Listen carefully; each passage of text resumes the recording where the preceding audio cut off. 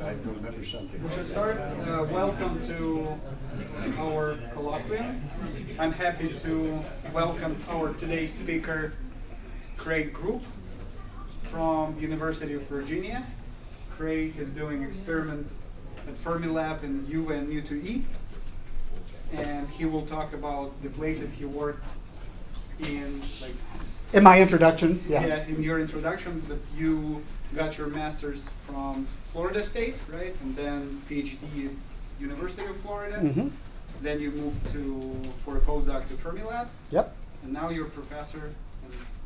And Professor. we're looking forward to your presentation. Well, thank you. So first, I want to say I'm very honored to have such a big audience here today. Thank you so much for taking your Friday afternoon to join me. Now I'll try to keep you entertained. If you're in the back, you might not be able to see my slides well, so you can download the slides with this link. So today I'm going to tell you about something that's kind of near and dear to me. Not my research, that's also near and dear to me, but this is even more important, okay? So it's about career mentoring resources that are available to you as a physicist or an astronomer, and also some just tools for being a good mentor and for being a good mentee as well. So I apologize, I'm going to go a little bit crazy in this talk. There'll be quite a few of these QR codes, so keep your phone at the ready. I won't be offended. So first off, I just want to get a feel for who's in the room. Okay, how many of you are undergrads? I'm not an undergrad. A few of you, good. How about graduate students? Wow, that's because you guys are required to come. Okay. Postdocs? Postdocs, good, good. Faculty?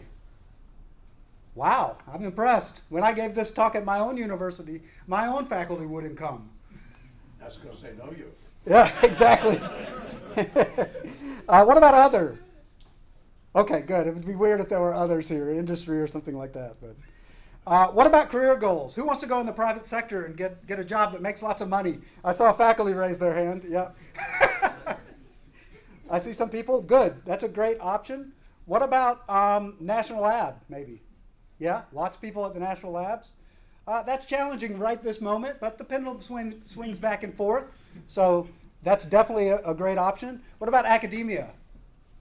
Wow, nobody wants to go into academia. Well, okay, some people want to go into academia. That's great too. As you're going to hear in the talk, all those jobs are out there. And as a physicist, we can go for any of them. Okay? A little bit more about you. Who wants to get a job one day? Yeah? Good. Hopefully all the students raise their hand. Who wants to help others get a job? Even students are raising their hand. Sure, we want to help others get a job. Who wants to have more career mentors? Some people have enough mentors. Who wants to be a better mentor? Students can raise their hand for that too. You're already mentors to your students around you and maybe your siblings or friends. Anyway, if you answered me to any of those questions, then this talk's going to have value for you. Okay? And if you didn't answer me for any of those, you can leave. I won't take offense. Maybe your chair will, but I won't take offense. Okay. So just to break the ice a little bit, we're all buddies here. We all want to support each other on these career trajectory. We're going to take about a minute to talk to our neighbor because we're going to talk a little bit today, and I want to break the ice. So whatever's on your mind today, it doesn't have to be physics, but it should be. Talk to your neighbor, and I'll walk around and find somebody to talk to as well. DOE report. What do you think? Gunner report. What about you? Nothing on your mind today? Yeah, not really. I'm just taking this time to relax. Ready for the weekend? Yeah. I'm ready for the weekend too. Oh, wait, it's only Thursday. When does the weekend start here at the University of South Carolina? Thursday? Is there any weekend? Oh, good answer. Do you grad school? Yeah, it's fast. Okay. That's nice. If you go to 5 points, weekend starts on Wednesday. Yeah, that's what my students tell me. It's either the weekend starts on Wednesday or Wednesday. Yeah.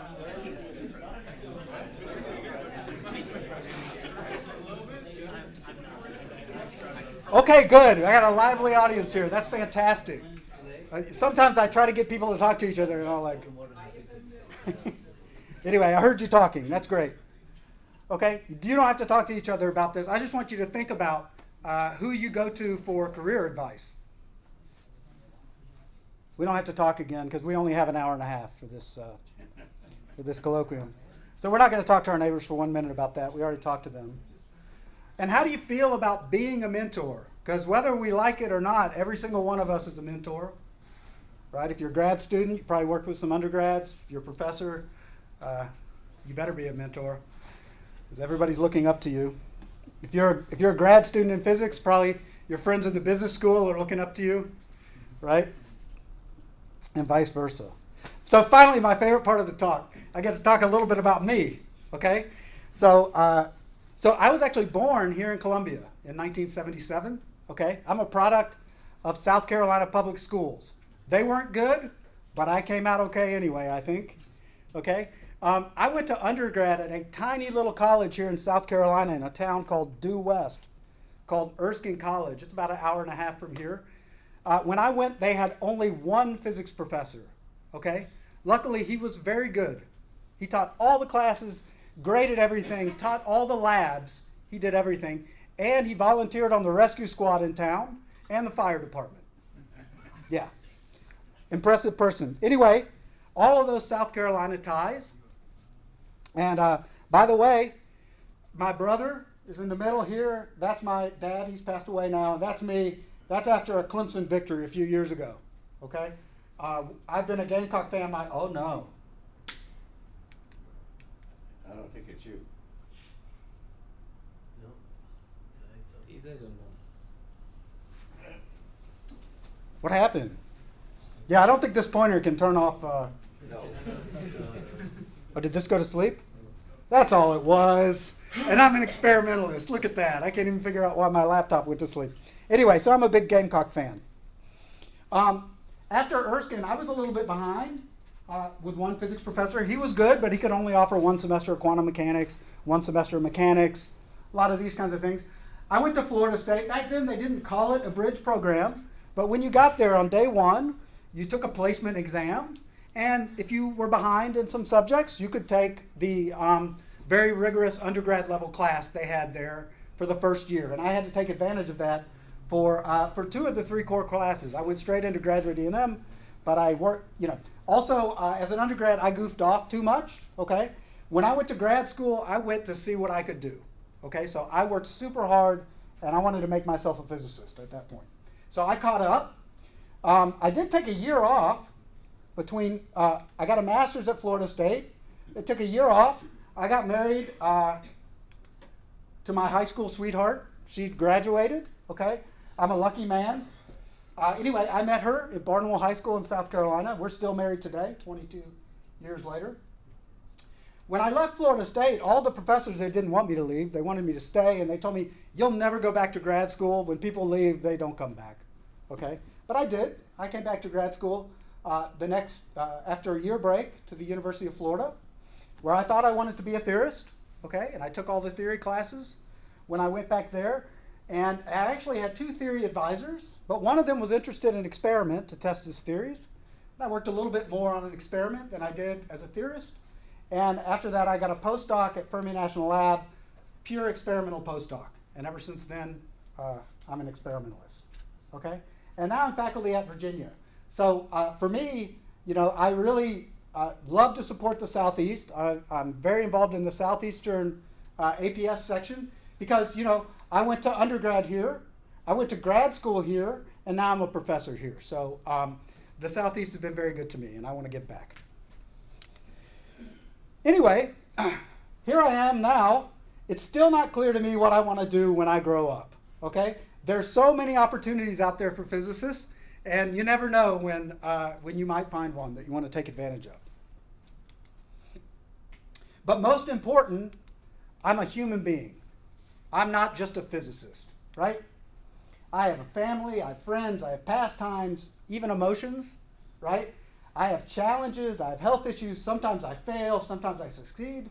And my career has to accommodate me as a person, not just as a physicist, okay?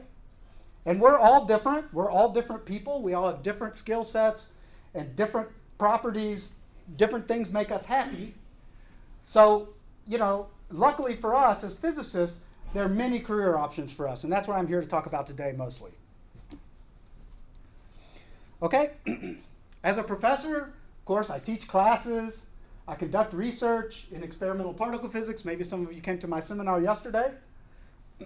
And a little bit embarrassing to me is I didn't realize how much of my job was going to be mentoring students and younger scientists. Now, I'm a full professor. I help mentor the young professors as well.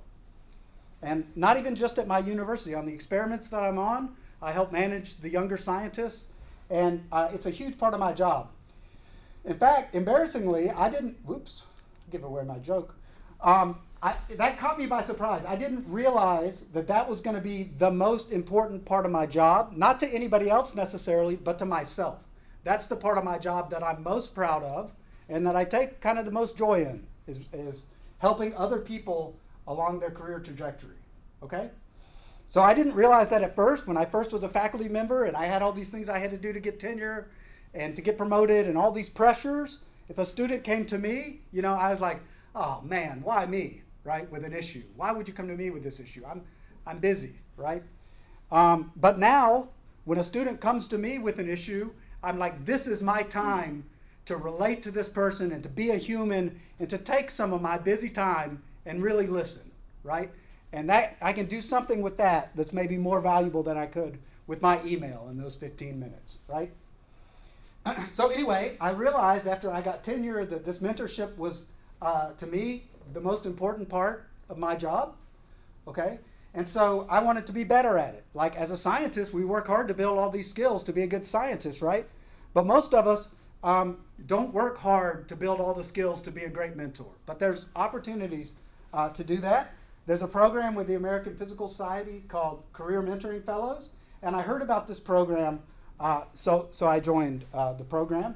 And in fact, most of the slides that I show today come from that program where they trained me to give a talk like this and help provide the material that I would need to make my points. So I've actually been trained to give this presentation, okay? So I had Dolly try to make me an image of a happy physicist with students, a successful mentor, and this is the very first picture that came up. I didn't really like it because I don't have a beard.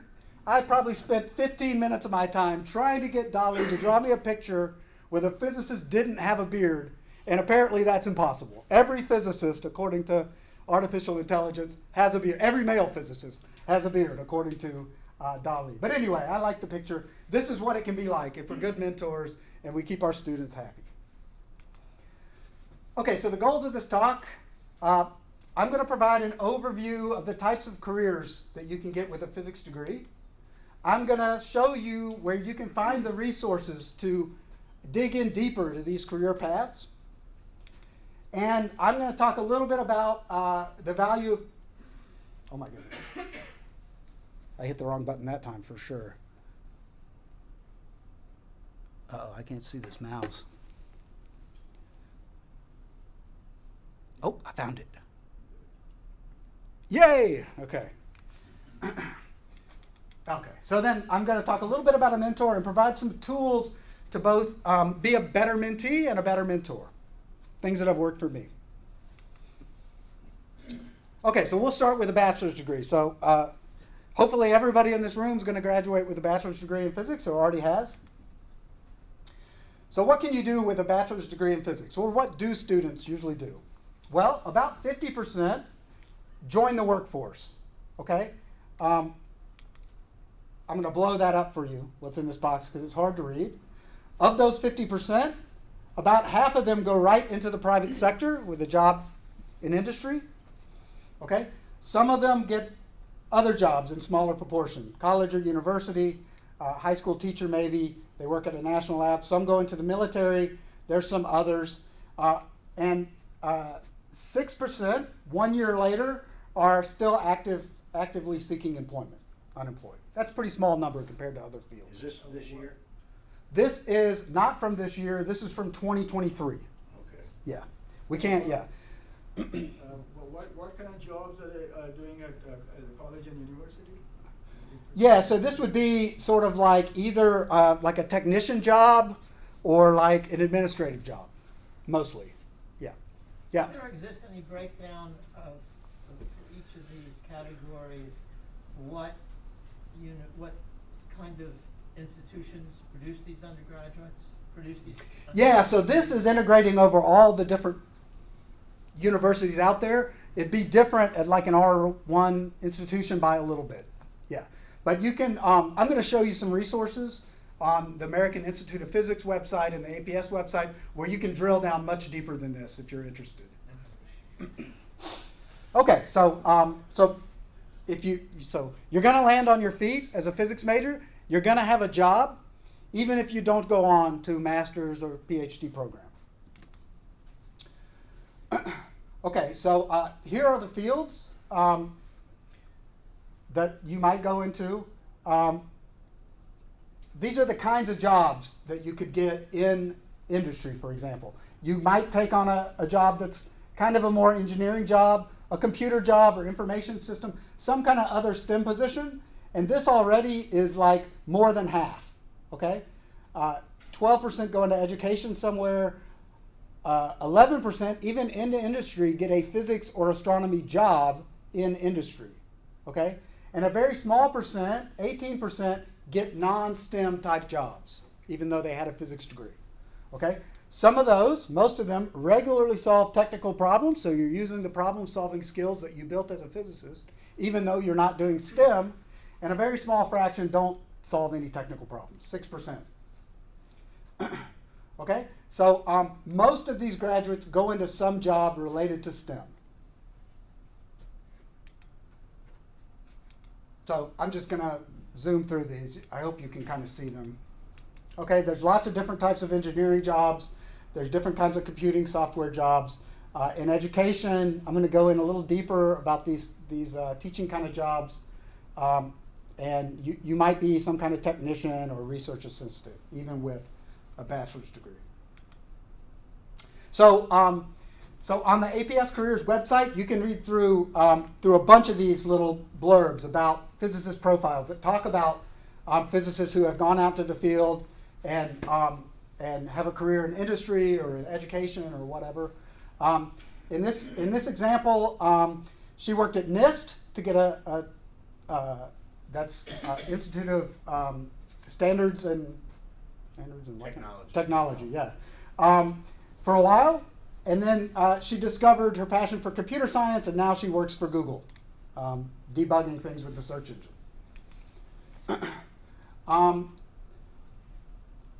Thomas wanted to give back to society. That's one of these things that we have to dig deep and figure out what's important to us, whether it's giving back to society, whether we want to make a lot of money, whether we just want to do research. It's okay to have different goals. Thomas wanted to give back to society, so he's a high school teacher. That's where I go aside here a little bit about high school. It's looked down upon by some, but actually the truth is that teacher well-being is high. Why is that? Well, it has a pretty healthy schedule, okay? You're done 3 or 3:30 each day. You work hard, but then you have long weekends. You get a lot of days off, holidays. Flexible summers where you can pursue things with your family or personal things that you want to do outside of work. And the average teacher retirement's 59 years old with very good retirement benefits, okay? So one thing that I recently learned when I went to the APS leadership meeting is some of the states in the U.S., less than 40% of the high schools have a physics class or a chemistry class. It's okay? worse in South Carolina. It's worse in South Carolina. Some states are better, but that was so surprising to me, right? And part of it is because we don't have enough physicists and we don't have enough going into teaching. Okay, there's also good scholarships, financial stability. You can get a job anywhere you want if you're willing to be a teacher. And one thing to advertise for is there's really nice student loan forgiveness programs for teachers to help pay your loans off. Okay, up to $17,000. So if you're interested, check it out. I think it could be a very rewarding career. Okay, so what about starting salaries for a bachelor's degree? This is about, this data is only about 2 years old, so this is after COVID, okay? You can see that if you go work at a university with just a bachelor's degree, the pay is about, median's about 40 grand, okay? Depending on your job, there's a range. You can see that in the private sector, you make a lot more money than any of these other options, something like 70K. And this is starting salaries. This is not end salaries. So you work up from these starting salaries. So this is a STEM type job. If it's non-STEM, they pay less. In civilian government, the pay is pretty good. Military, pretty good. But no matter what, it's a nice starting salary to compared to grad school. I have a question. Yeah. So, for the private sector, what can you list like examples of private sector jobs? Yeah, that's what I did on a few slides back. Sorry, yeah. Yeah. Yeah, there's lots of, you know, anywhere from being a scientist at these companies to being a technician to being, Do you teach people, like if you go to, let's say, a company, do you teach other people science? Is that you maybe, but probably not. Probably you're doing a technical job at this company and you're using your problem solving skills to help them solve the problems that they need solved. Yeah. So I just have a few slides about a master's degree because a terminal master's degree is kind of rare in physics. There's some programs out there, but I just wanted to mention it. Okay? So again, what you can do in a master's degree in physics looks a lot like what you can do with an undergraduate degree in physics, but you'll probably get paid a little bit more. Okay? Still, over half after a master's degree, if it's a terminal master's, go into the private sector. Some teach high school. You get paid a little bit more if you decided to go back and teach high school with a master's degree. Some still go into the military or government, and some fraction, 20%, go and work at a 2 or 4 year college. And at 2-year colleges, sometimes you can teach with a master's. But the majority still go into the private sector. So here's one example of a master's degree. So Paul appreciated physics when he saw the connection with math. That's what he was originally interested in. The problem-solving skills that he developed make him very valuable in the private sector, and he's currently the director of product development at a thin film technology that was related to the kind of research he did in his master's program. How about a master's degree? This data is a couple years older, so actually it looks a lot like the data I showed before, but I couldn't dig up the one from 2023. So raise these by 20% or something like that. In the private sector, you make something around 80 to 90 grand median, and at the college or university, you don't make that much more money than with just a BA degree. Okay, so now with the PhD, what can you do with a PhD? Each year, we have around 2,000 physics PhDs in the whole country, okay? About 14% of those leave the US when they're done. They were international students who probably planned to return home after they got their PhD anyway, okay? So that leaves about 1,600 or 1,700 that remain in the US. About half of those go on to a postdoc position. If you're undergrad, you might not know. That's a position after your PhD where you just go and do scientific work for a few years and you can just focus on the research. Okay, you're sheltered from teaching in almost all cases, very little administrative burden. You just get to do research. It's a very exciting time for a scientist, I think. About 43% go into potentially permanent positions. Many of those are in the private sector. Some are academic. That's fairly rare these days, but some are government, some are other. But almost half go into potentially permanent positions. And then only 5% go into other temporary positions. These postdoc positions are temporary. Usually about 3 years, maybe you do 2 or 3 of them. Okay, so again, a large fraction go into the private sector, only about half go on along the academic track. So now, what do they do for these potentially permanent positions? Okay, about 19% of them are physicists still for a company though. Okay, but their title is physicist. Some go into education. About 8% can get a permanent job at a 2 or 4 year university, probably mostly teaching without a postdoc. Again, you can still go teach high school or something. Only about 5% do that straight out of a PhD.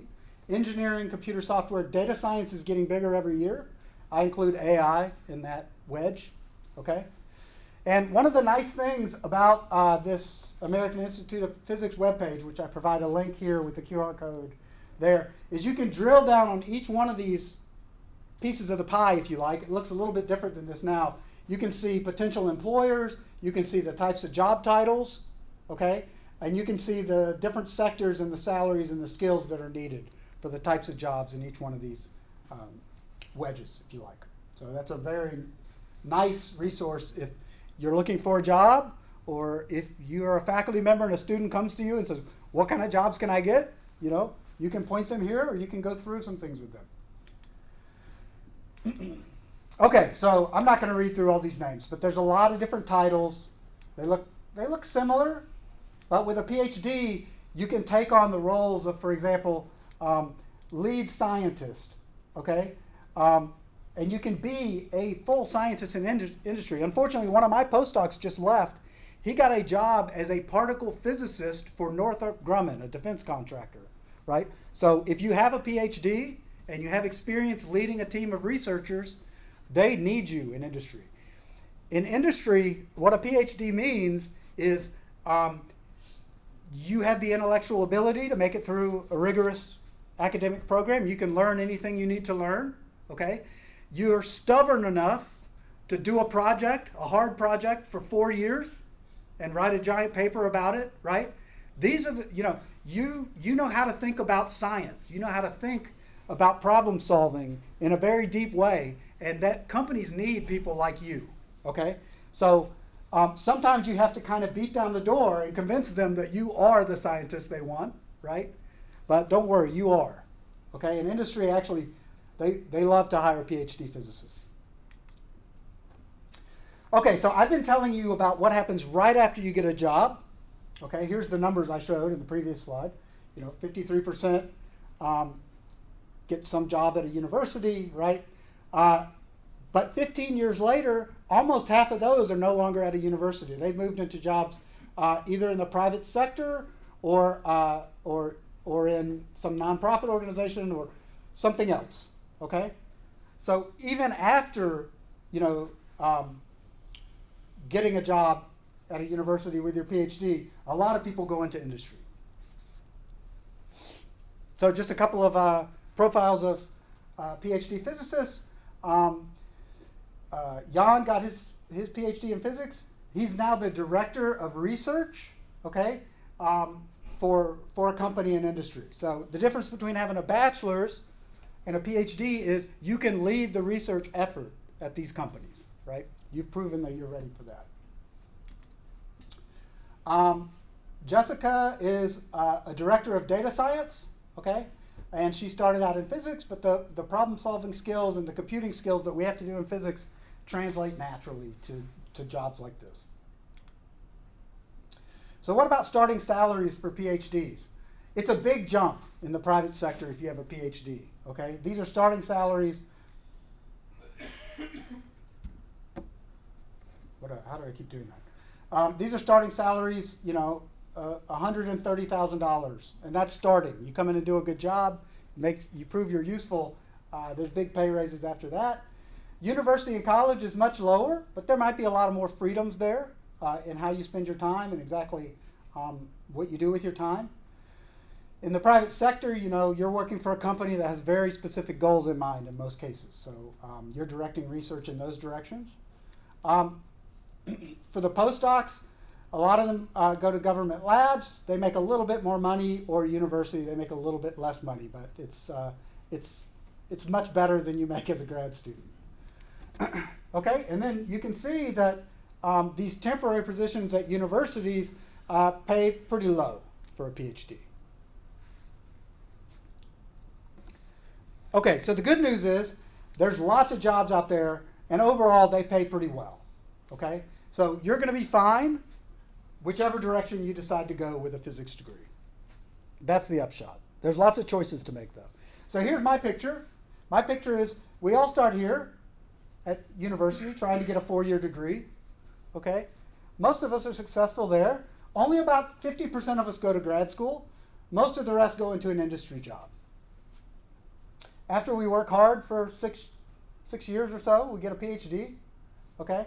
And then only about half of us go on to get a postdoc, where it's just research. The other half, most of them go into industry. Guess what? A lot of people go to their second postdoc. About half of those, they'll go into industry. They don't take a second postdoc.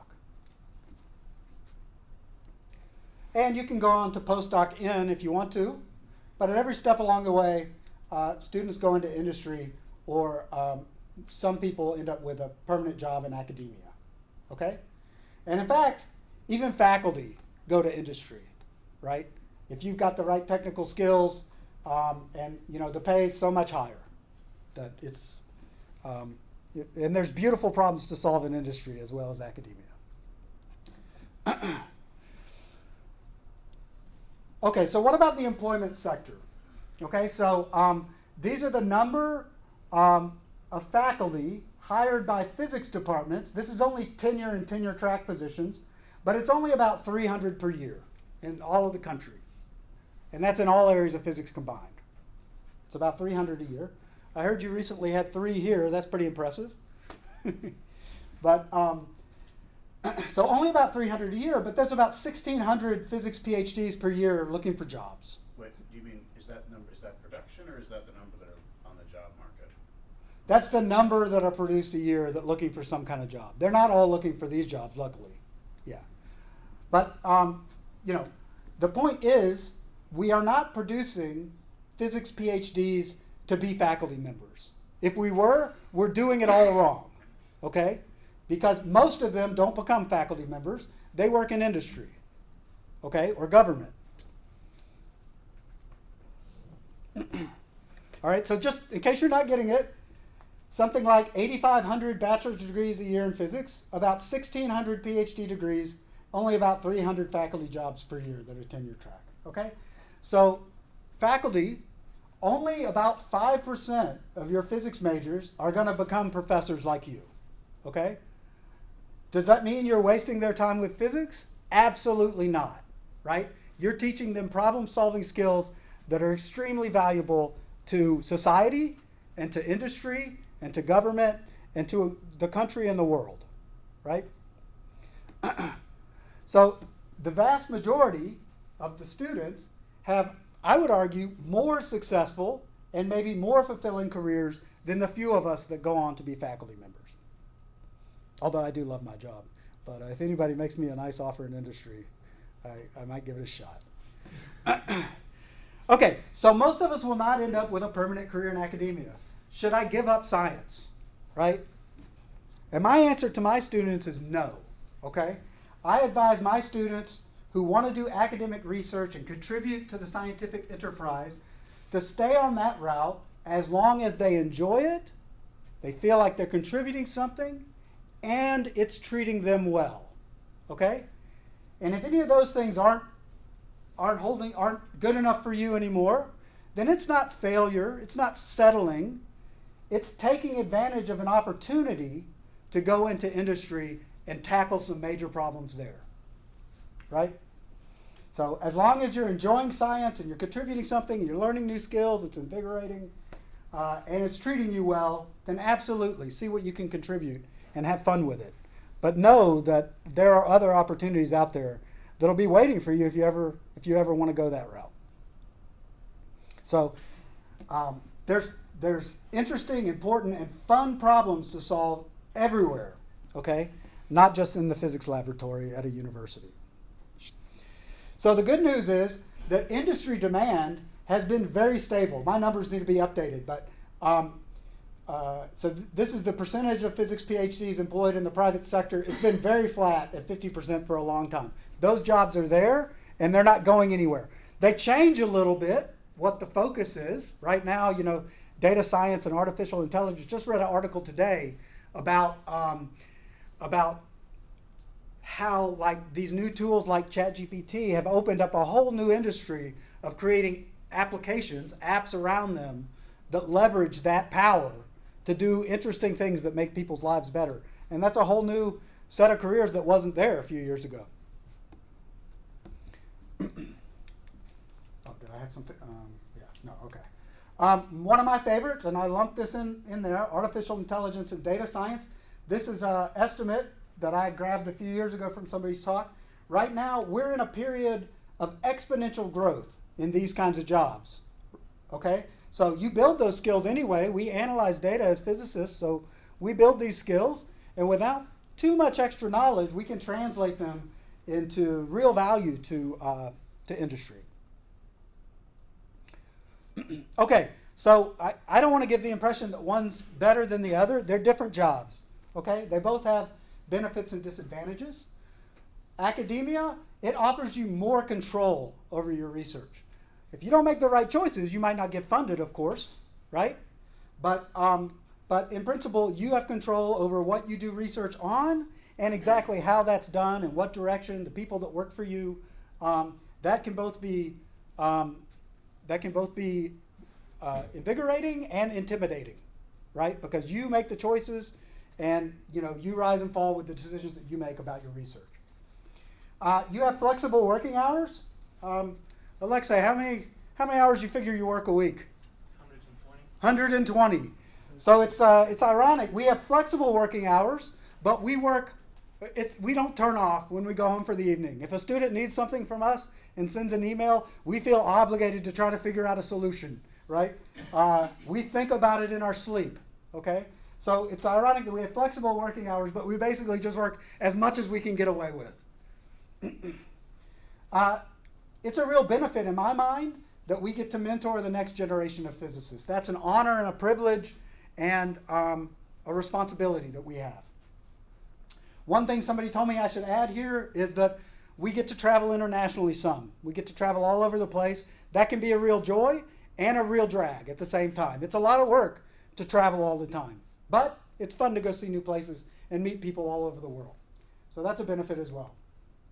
Industry offers much higher pay. Pay's a good thing. That's why we work mostly, right? It can offer, unless you're in some kind of really high pressure position, a much better work-life balance. In other words, when you close your laptop and go home for the day in most industry jobs, you're not even supposed to answer your emails. You may not even be allowed to take it home, right? My wife, for example, very rarely works from home. Me, I'm on my laptop all the time. Work gets mixed with play, You have a lot more options on where you live and work. In my field, when you finish your postdoc and you're looking for a job, there's like 12 or 15 in the whole country. You apply for all of those. You're lucky if you get an interview or two, and if you happen to get a job, you just go there, okay? You don't, usually, unless you're like the biggest superstar in the field, you're not gonna just say, I'd like to live in, Pittsburgh. I think I'll go to Pittsburgh. You just can't go and get a job like that in this field. There aren't enough of them opening up. In industry, or if you wanted to be a high school teacher, you could go anywhere in the country you want, live and work, be close to family and friends if that's what's important to you, for example. What about job satisfaction? Well, this is based on some surveys that were taken, and what you see is that job satisfaction is very high among physicists in academia, in the private sector, and in government. About the same to within errors, okay? 89, 87, 86. Physicists are happy with their jobs. I'm pretty happy with my job most of the time. Okay, so PhDs in industry are equally satisfied and earn more money than those in academia. And so it's not saying you should go into industry. It's saying that going into industry can be a great opportunity. It's not just settling for less or some kind of failure. Why do I keep saying this? I keep saying this because this is an article that was in the APS Physics Journal just a couple months ago. Why do so many physics students want to work in academia?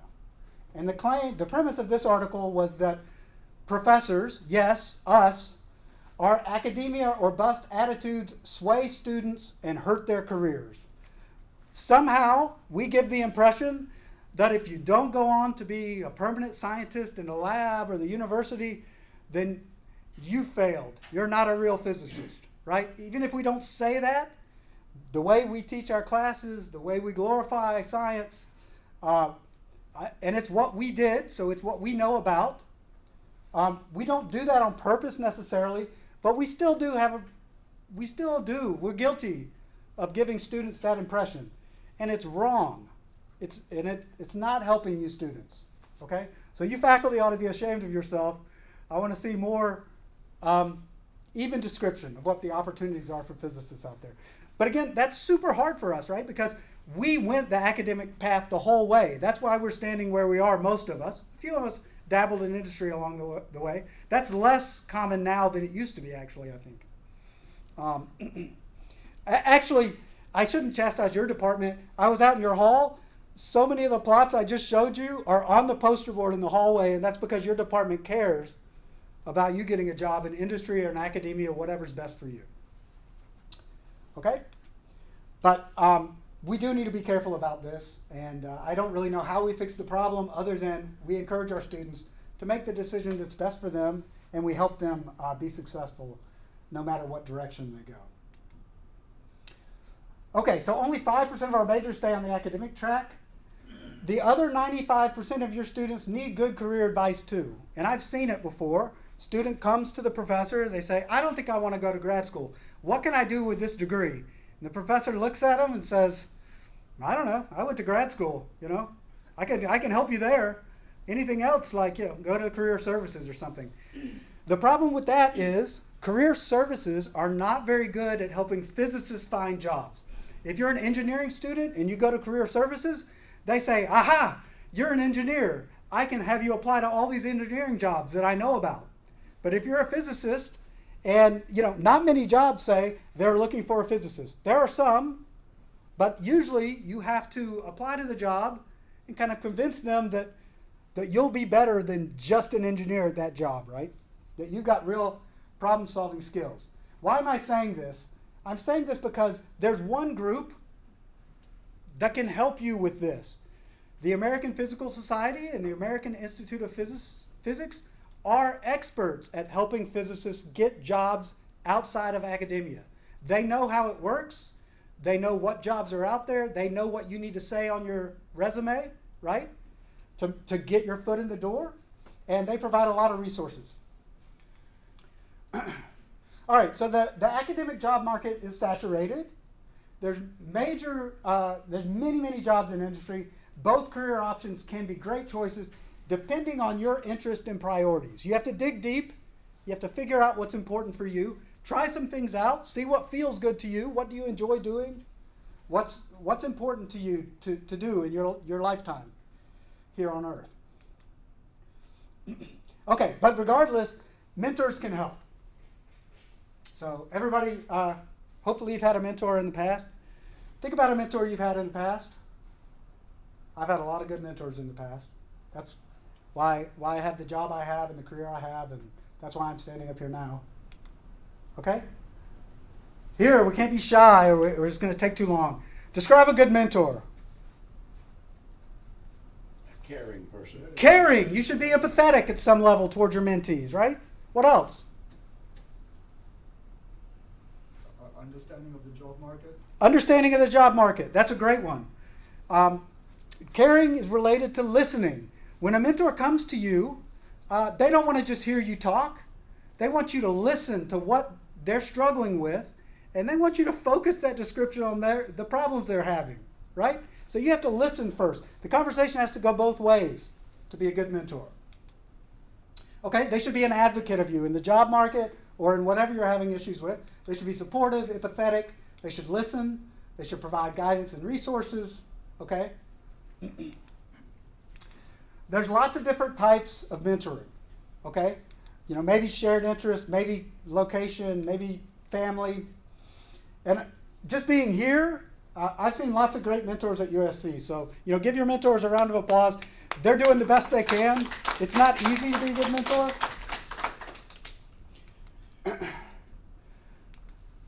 So mentors can be other students. They can be your friends, right? That you look up to in some ways, or that have experiences you don't have and can give you advice.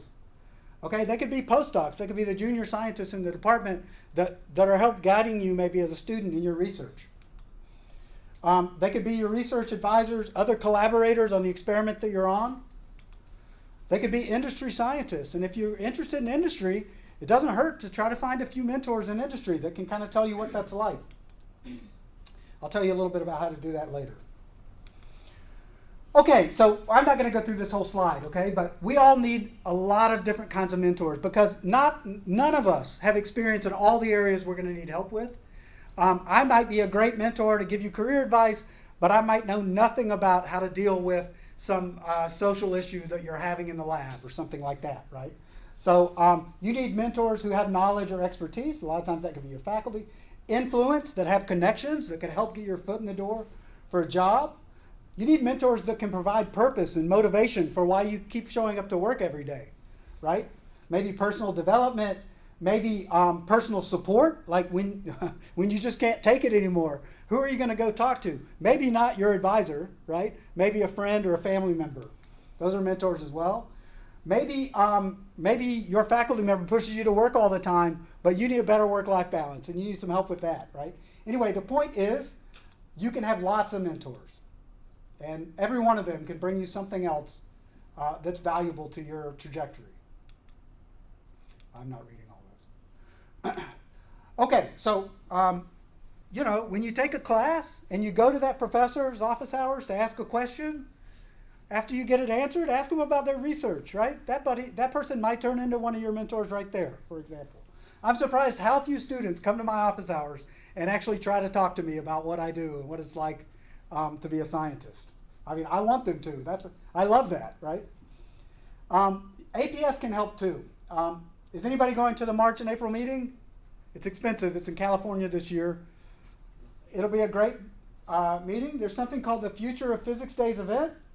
That's aimed towards undergrads at the March and April meeting. They help provide some student funding most years, and they connect you with a mentor.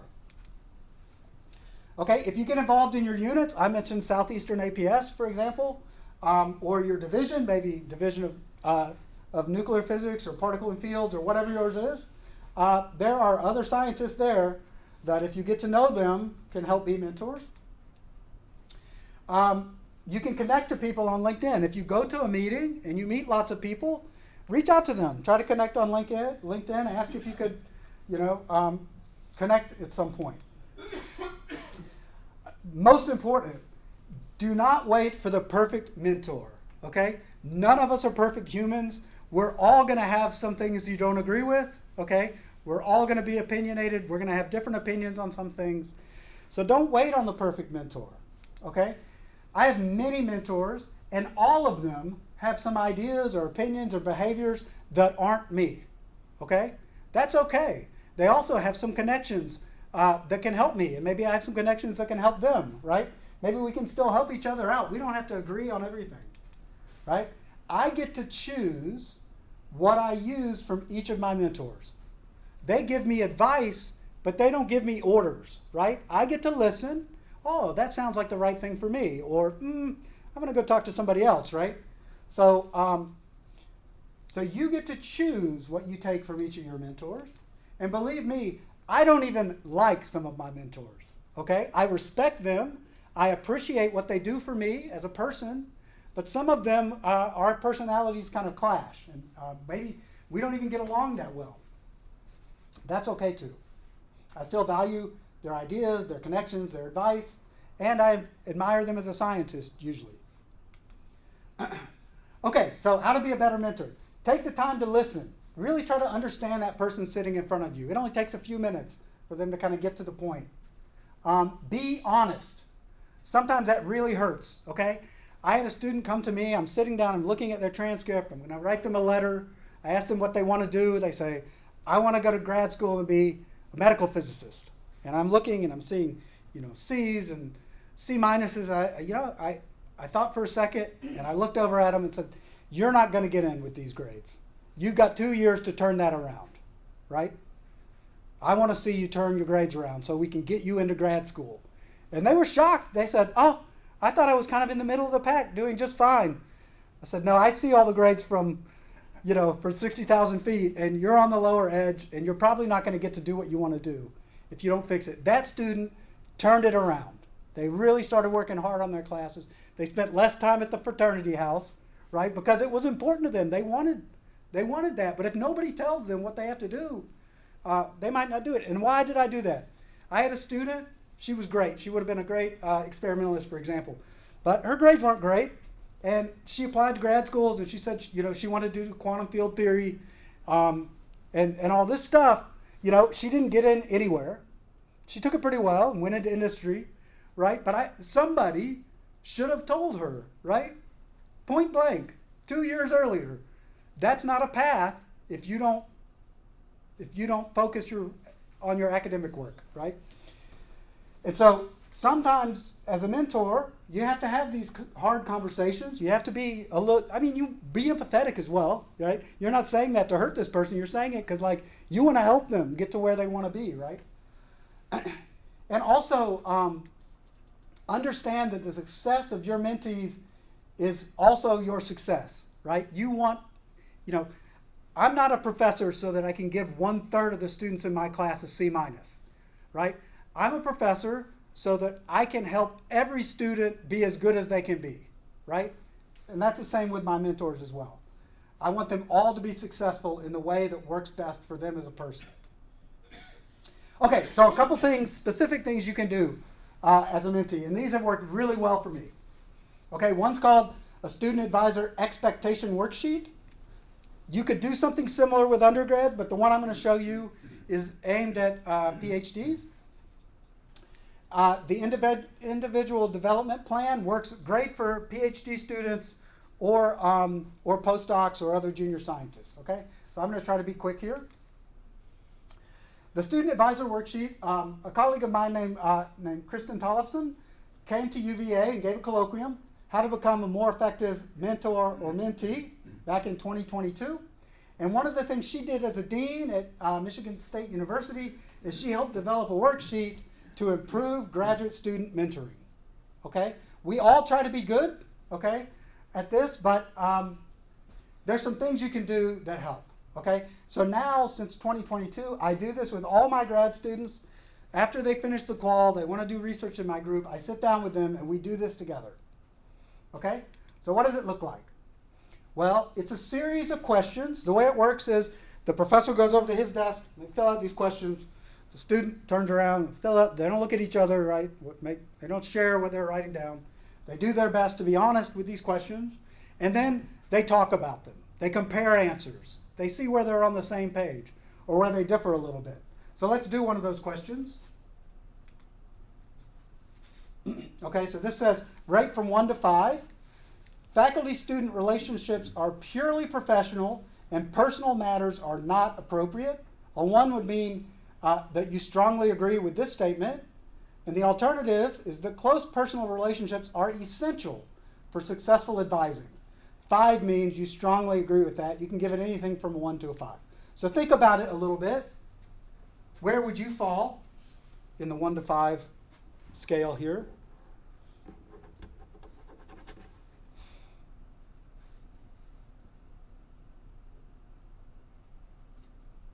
Any ones?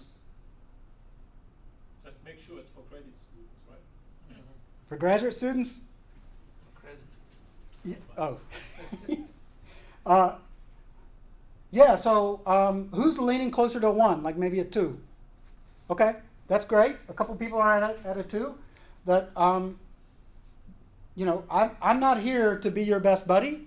I'm here to be, your mentor on the research. Yeah? Well, I think it depends where, if we're talking about the graduate student, where in their program they are. Once Yeah. they get into the research. I'm work, thinking this is then your number- graduate then- student then doing that- research with you. Right. Yeah. That's where your number 1 comes. I strongly agree. Purely Right. professional. Yes, but not earlier. And earlier, you have to mentor for course taking and concentration Okay. and things like that. But when I've always been very friendly with my advanced, 30 advanced graduates. So advanced grad student, you're closer to the 5 scale, not a 5 necessarily, Yeah. but before that, it's more purely professional. So that's fine. Anybody?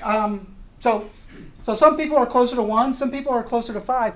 There's no right answer, right? It's okay to work a certain way, but what's important is that your student and you understand what the expectations are, right? So here's another one. It's the advisor's responsibility to select a promising dissertation topic. 1 means you totally agree with that. 5 would be a student is solely responsible for selecting the dissertation topic. It could be either way. It's fine, but if you think your student knows what you expect and they think something different, that's where the problems come out, okay? So for these kinds of questions, there's no, oh my goodness. I guess I should have used my laptop. All right, how many times am I going to do that? Okay, there's no right or wrong answer, but it's super important to discuss these things. Most of the things I find with my students, we're close. We're maybe 1 off. We kind of agree, and it depends on, again, then you have that conversation. While we're working towards a PhD, we can get pretty close. I want to know when you're having issues at home so that I can take that into account. I don't push too hard that week or whatever. Maybe that's how you feel, right? But, you know, if you get wildly different answers, then it's even more important for you to talk. It could be that you decide that you're just not compatible with each other. Like, this is not going to work, right? I need a different advisor. And it's much better to find that out in the 1st or 2nd month than 3 years down the line, right? Nobody wants that. So at the very least, if you see things differently, it's very valuable to know that too. And then when you end up in those situations, you realize, it triggers your mind like, wait a minute, this is where we didn't really agree on how this should work. I need to talk to my student about what's going on now, right? So I like that. It takes about 30 minutes, and it's kind of an icebreaker with a new student too. You sit down, you talk to each other about how you feel, you know, about being an advisor and what your job is and what their job is, and it's not bad. Okay, I'm not going to say much about this. I have a new postdoc, and she recently suggested, she said, I followed in my PhD program, my advisor had everybody do these individual development plans, okay? And I liked it. I want you to do that with me to make sure I stay on track as a postdoc. And I said, sure. Sounds like a great idea. I haven't done that before, but let's try it. I kind of did it before, but much more informally. So this is a plan. You sit down, maybe every 3 months at the beginning, maybe every 6 months when they're more along the track. You regularly identify the goals for the next 3 months, okay? You evaluate the progress over the last 3 months towards the goals that you wrote down 3 months ago, okay?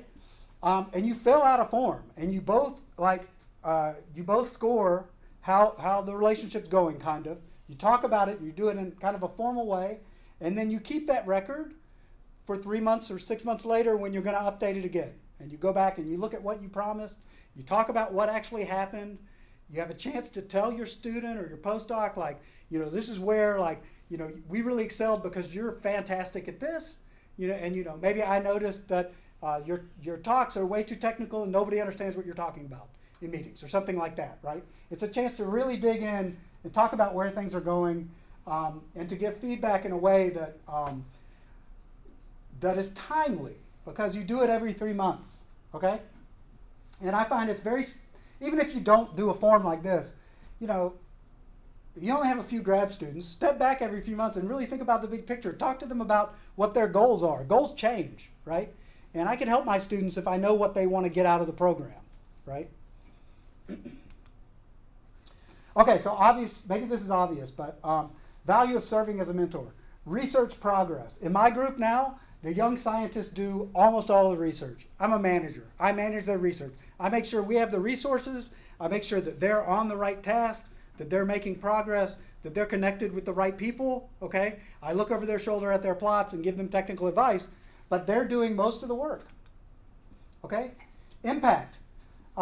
I can only do so much in my short lifetime as a human, but all of the students that I can inspire and enable to find their right position in their career or in the lab, they're going to do so much more than I could ever do by myself over their lifetimes, right?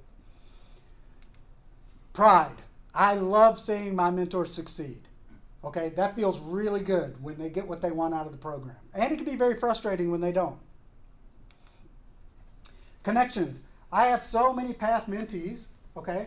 Now, when I travel around the country, I always look to see, like, which of my past mentees is in the area. I invite them out to lunch just to catch up, find out how they're doing. It's a great pleasure to see how people are doing that you worked with in the past. So those connections. And a lot of times, your previous students end up working in the labs that you're collaborating with. They're always kind of still yours at some level. You can ask their opinions. They might even help you with tasks. They'll ask for things from you. It's not over just because your mentees move on. Okay, just a note about letters of reference, okay? As a student, when you step in somebody's lab to do research, you don't realize it a lot of times, but in a year, few months, 2 years, you're going to want a letter of reference from that person, right? They're going to help you get to your next position, right? So keep that in mind where you're working in the lab. You know, be responsible, be friendly, show up when you say you're going to show up, right? Because all those things have an impact on what somebody can say when they write a letter, right? When you ask for a letter, provide some reminders of past interactions. Remember, I was in your class in fall 2022. You know, we went out to lunch for the so-and-so program, and I saw you at this conference where you saw me give a presentation, right? Tell the writer what you hope they can include in their letter. You're not writing their letter for them. They don't have to include that if they don't want to, but tell them, I'm asking you to write a letter because I think you saw how hard I worked in your class and how passionate I was for physics, and I just hope you can say something like that in your letter. Okay, so remind the letter writer why you think they should write a letter, okay? Especially if you didn't do perfectly in their class or something. Why are you asking them? As a letter writer, writing 10 letters for you is only epsilon more work than writing 1 letter, because I just have to send that same letter to the other places. Maybe I have to tweak it just a little bit, you know, if it's a different kind of job. So don't feel guilty about asking for extra letters or applying lots of places. In my experience, references for industry jobs are usually trivial for us. You ask us to serve as a reference, they usually don't want a letter. A lot of times they never even reach out to us. If they do, it's just like, there's this student, Joe Smo, they claim they worked in your lab in 2018. Is that true?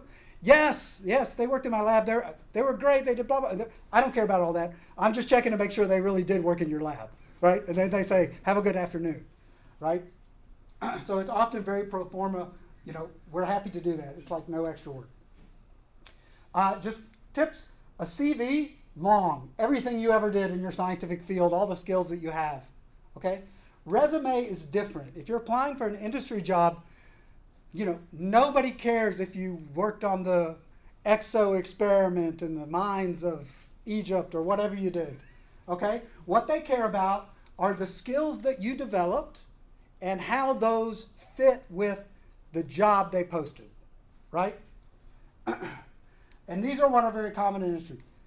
You need a different resume for every job you apply for, okay? Because you need to take those keywords in the posting and you need to put them in your resume. Why? Because most of these companies now, the first cut is based on artificial intelligence. A human doesn't even look at your application if it doesn't include these keywords that they wanted, right? So unfortunately, in today's world, you have to do that. So you want to list the relevant skills and you want to use the same terminology that's used in the job ad in anywhere possible. Okay?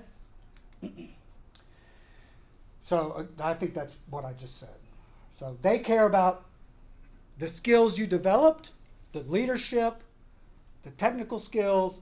They don't care, you know, if you were the run coordinator on the CDF experiment, right? They don't even want to know what that is. Okay, so how can you start preparing now? You know, you should constantly kind of be doing, yes? I'm sorry, we're running out of time. How many slides do you have? Just 1 or 2 more. Okay. Yeah. So detailed self-assessment. That means a gut check. What's important to me? What's going to make me happy in my life? keep a notebook of all the things you've done, all the training, all the experiences you had, all the skills, and document that so that you have it. Build your network, connect with academic mentors, and if you're interested in industry, find industry mentors, okay? Your faculty may have former students that went to industry. They can provide you a conduit with those students, okay? There's an APS Impact program designed to connect you with industry mentors. Get a summer internship in industry. Those are out there. An informational interview is where you connect with somebody at a company and you say, can I talk to you about your job for 15 minutes one day? And you just try to understand what it's like to have that kind of job, okay? And they talk to you about what it's like, what they don't like, what they do every day. This isn't a job interview. You're not asking for a job. You're making a connection in industry, though. These are very, very common in industry. APS has a lot of resources. They're linked here. When you're looking for a job, be honest, but it's time to self-promote. You have skills. You can do things. You can learn new things. You've proven that with your physics degree. Okay? You have important problem-solving skills that aren't developed in other areas, right? Even the engineers, they don't have those problem-solving skills. You don't have all the skills yet because you were trained as a physicist, but you have shown you can learn them. Okay? Be confident that you can. Become an APS member. There's lots of resources there. And in summary, there's lots of career options out there. The world's full of important problems to solve. They aren't just in the labs here. You're a unique human. You have unique and marketable skills. You might have to sell yourself. But if you start preparing now, keep track of the things you can do, figure out what you love and how to put your skills to work. APS and AIP can help when you get to that stage. And enjoy your physics research because it really is it's a pleasure and it's a real, we're lucky to have the opportunity to do research and explore the universe in the way that we do. And that doesn't mean it has to be your career, but you're doing it right now. So, so take advantage of this time in your life.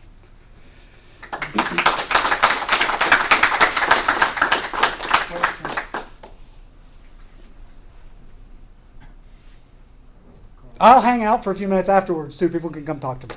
Something that didn't appear on your list of differences between academia and industry was the stability of the position. I think institutions, labs, and universities have much better staying power than individual companies. They do. That's a good point. So there is job stability. Unfortunately, that limits growth as well. In industry, you bounce around a lot, but when you bounce around, it's usually for a 20% pay increase, right? So that's a pro and a con, right? Yeah. So I should add it though. Because if you're in industry and you're going to move to a new place and you already have young children. Yeah, right. That can be a real hassle if you're not already in a big city where everything's there, right? Yeah. Wasn't mentioned. Or for example, in my case, right after I got tenure, I had a brain tumor. But I didn't have to worry about losing my job. I didn't have to worry about getting paid. The benefits are good. The job's stable. That can be very valuable. Yeah. I think I should add that. I totally agree. Nevin, I was going to say, the average physics professor won't understand the industrial job market. That's why we have to do a little extra work to help students that aren't going to go on the academic path. We should become familiar with the tools that I posted here. When a student asks you, we shouldn't just shrug. We should at the very least say, there's some really good resources for this at the APS website. Let me dig you up the link, right? I don't know much about it. Maybe I have a student who went in industry. I can connect you with them. APS can help you, right? But you're right. I mean, we don't. It doesn't come for free to us. To advise students to go to grad school or get a postdoc or whatever, we know how that works. We can just do that automatically, right?